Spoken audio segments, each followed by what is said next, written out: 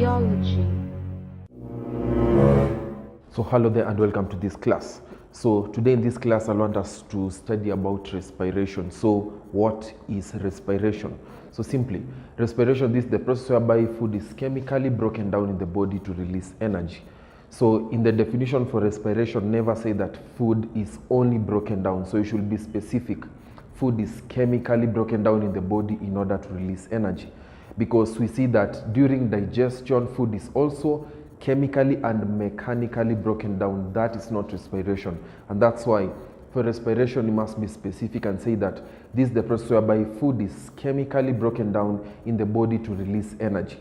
So this energy that is being released during respiration, it is used to carry out different characteristics of living things. Let's say, for example, growth and development, movement and locomotion. For example, we have nutrition. For example, we have irritability, etc., etc. So you see that respiration occurs all the time, and if stopped, cellular activities will be disrupted in the body due to lack of energy. So all cells in the body require energy in order to be able to perform their specific function. So if respiration stops indefinitely, so most of the cellular activities in the body will be disrupted because there won't be any energy to facilitate any of the physiological and the physical processes that the cells do carry out.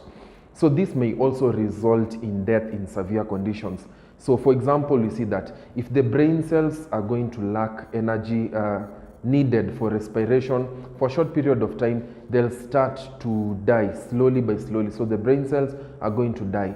Not only the brain cells, but all the cells of the body. So if they don't get enough energy to carry out their specific processes, they are going to die. This is because also cells require energy for different characteristics, like for example, obtaining nutrients, reproduction in order to make more cells. Apart from that, irritability in order to detect that this is a harmful bacteria, this is an essential bacteria. So they also require to get the energy from the process of respiration in order to carry out their different processes of the body. So you see that many living things also, like for example now the full body of the organism. So the full body of the organism gets energy from the cell. So the cell gets energy from the mitochondrion. So the mitochondrion we'll see in the upcoming. So you'll see that the mitochondrion is the main organelle which produces energy for the cells. So we see that as much as energy will be produced by the mitochondrion, the energy to be used for movement, locomotion, everything. So as much as the energy will be produced by the mitochondrion, so you see that most energy, however, is lost also during, or rather it is lost as heat. So most of the energy is lost as heat. That's why after someone has undertaken a very much strenuous exercise, they really feel a rise in temperature. So there is always a rise in temperature on their body. So this rise in temperature is brought as a result of most of the energy being lost in the process of respiration, producing heat. So most of the energy is lost as heat.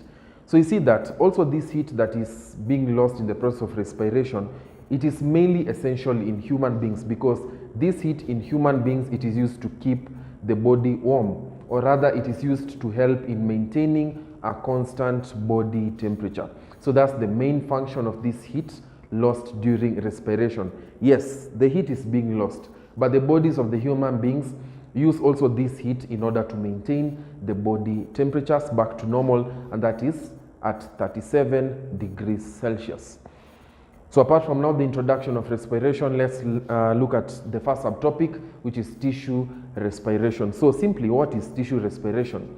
So in tissue respiration, you see that this is basically the respiration which takes place inside the cells in all tissues. So remember, for the hierarchy of the living things or living cells in the human, or rather in all living things, we see that we begin from a cell. So you say that a cell is a basic unit of any living organism. So many cells make up a tissue. So many cells brought together to perform a specific function, they make up a tissue. And that's why for the tissue respiration, we have said that this is the respiration taking place inside the cells inside the cells whereby these cells are found in the tissue. So the main respiratory organelle in every cell is the mitochondrion. So mitochondrion is a very important organelle whereby it is found in all living cells. So all living cells have mitochondrion, whereby the function of this mitochondrion is to provide energy for the cell. So after the cell has received the energy, so the energy will be again taken to all the cells of the body, whereby these cells of the body will now give the organism energy. The organism to move my hand. These are very many cells having mitochondrion, whereby the mitochondrions are producing energy for me to move this hand, for me to walk, for me to do this and that. So every living cell requires energy, and that's why every living cell has a mitochondrion for facilitating or producing that energy which is being required for daily activities.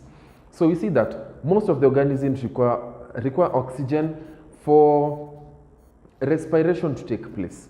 So we didn't say all organisms require oxygen. No, we say that most organisms require oxygen for respiration to take place, because we'll see that some organisms, they don't require oxygen. In fact, if oxygen is available, some of the cells are going to die. So it is not all cells that require oxygen for respiration. Some cells do not require oxygen. Cells, bacteria, viruses, some of them, they don't require oxygen. If oxygen is made available, they are going to die.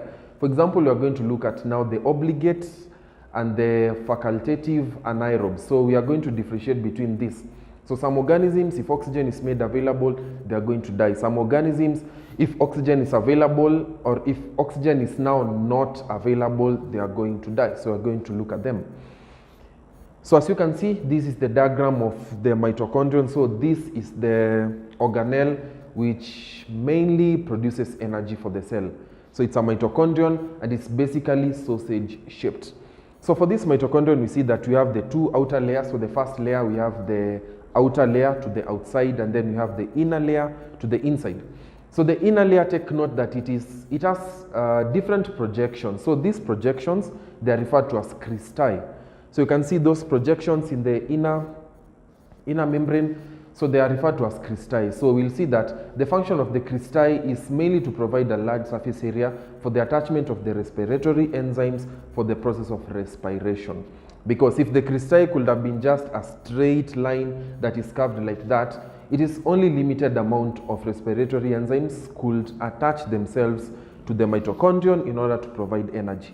But now, since there are very many projections, they are highly folded. So they are highly folded in order to provide a large surface area for the attachment of the respiratory enzyme in order to facilitate maximum respiration.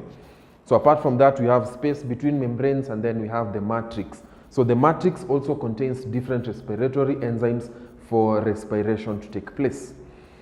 So this organelle, as we have said, we see that it is rod-shaped, and it's an organelle which is mainly found in the cytoplasm of every cell. So if we are talking about one, we are going to mention mitochondrion with ON. But if we refer to very many, we are going to call it mitochondria. So therefore, you should take note that in biology, mainly plural is a very key factor. So if you have been asked, name the organelle, that organelle is mitochondrion with ON. But if there were two or more organelles of the mitochondrion, you could have said that those are mitochondria. So if we have two or more, they are called mitochondria. If we only have one, they are called mitochondrion ending with ON. So you see that a mitochondrion has a smooth outer membrane and the inner folded membrane, which is called the cristae. So basically, let's look at the next subtopic, whereby the next subtopic, let's now look at the adaptations of the mitochondrion to its function. So what are now the adaptations of the mitochondrion?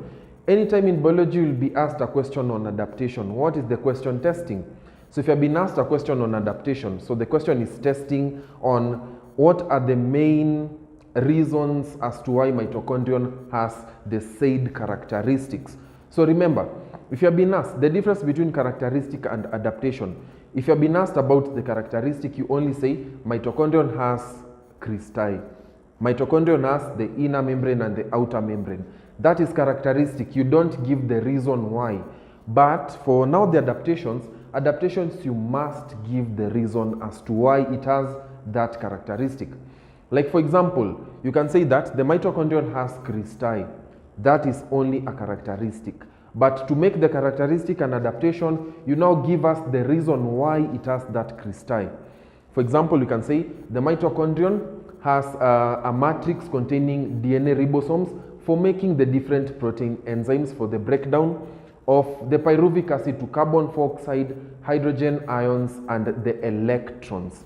Now you see, that is now an adaptation. Because if we could have only said the matrix contains DNA ribosomes, the matrix contains DNA ribosomes. That is a characteristic, but we now give the reason why it has the DNA ribosomes. So you say that it has the DNA ribosomes, which are used to break down the pyruvic acid or the pyruvate to carbon dioxide, hydrogen ions, and electrons. So you see, if you give the reason for the characteristic, it becomes an adaptation. If you only say it has this, that is only a characteristic. So the next adaptation will say that it has a double membrane to protect the inner organelles or the inner organelle contents, basically. So it has a double membrane. So you see the outer membrane and the inner membrane. So as much as the inner membrane is folded to cristae for the attachment of different respiratory enzymes, we see that it also serves to protect the inner contents found in the matrix. So that is the function of the double membrane, which comprises of the outer membrane and the inner membrane. So apart from that, we'll say that they are highly vascularized and with compartments to increase a large surface area for the production of energy. So they are highly vascularized to increase the surface area for the production of energy. Basically, if you hear mitochondrion, it is energy. If you are to give any argument, give all arguments based on production of energy. So apart from that, we talked about cristae. We can still mention it and say that they have finger-like projections which are called cristae for the attachment of different respiratory enzymes for the production of energy. All arguments for mitochondrion, base your answers based on energy. So because mitochondrion, the main function is production of energy.